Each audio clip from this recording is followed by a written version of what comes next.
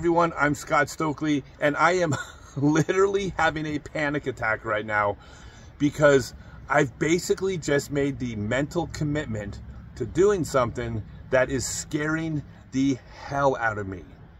And unfortunately for me, I'm really stubborn. Once I decide to do something, there's pretty much nothing that's going to stop it. So I am going to do this thing, and I'm having a panic attack over it. All right, so let me explain.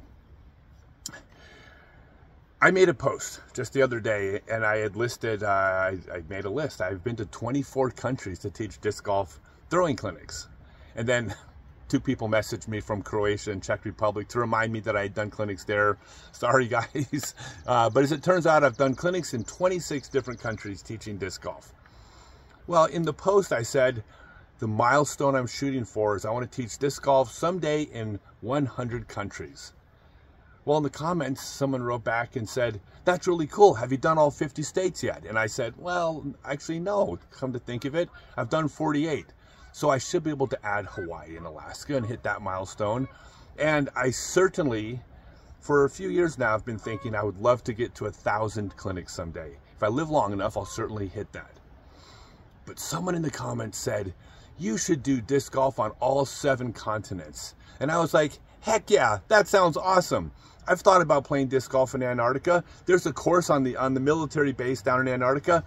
I could go teach a disc golf course, or rather a throwing clinic in Antarctica. In fact, not only that, I can open up a wholesale account because Stokely Discs is now wholesaling. So maybe I can even open up a wholesale account in Antarctica. I think shipping will end up costing them like $300 a disc, but I'll bring a box with me. Anyways, here's the problem, and here's what's freaking me the hell out. I'm afraid of flying.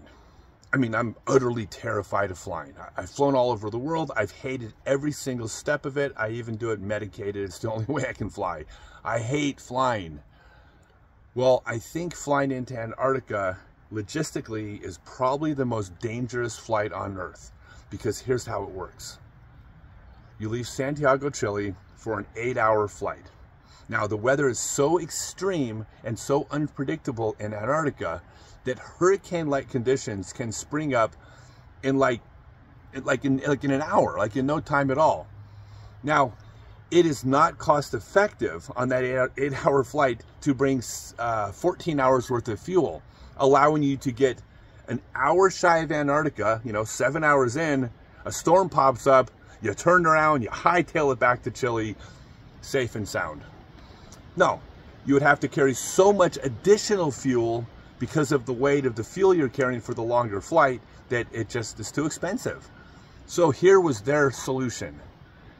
They bring about 9 hours worth of fuel, which means when you get to about 4 hours and 15 minutes into the flight, you got to make a decision if you're going to push all the way or turn around and get back. Because if you make that decision at like 4 hours and 15 minutes or 4 hours and 20 minutes that you're going to push on, once you've made the commitment, you're committed. There's no runways, there's no escape islands to land on. You are landing your plane once you've passed that point of no return. Here's the thing. You make that decision, you're 3.5 hours away from Antarctica. Hurricane-like conditions can spring up out of nowhere in an hour, which means you could look at perfect weather, the pilot anyways, make the decision to go on, a hurricane pops up, and you have no choice but to try to land your plane in Antarctica in a hurricane. So I did a little bit more research, because very few flights actually go to and from Antarctica every year, yet there's been 30 plane crashes out of like very few flights. I'm having a panic attack.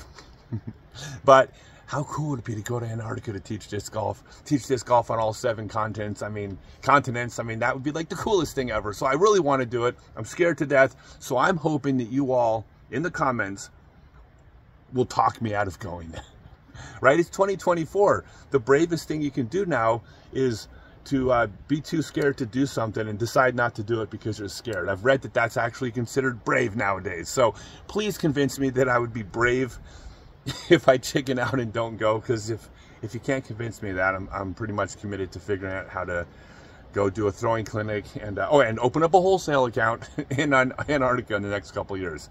All right, thanks everybody.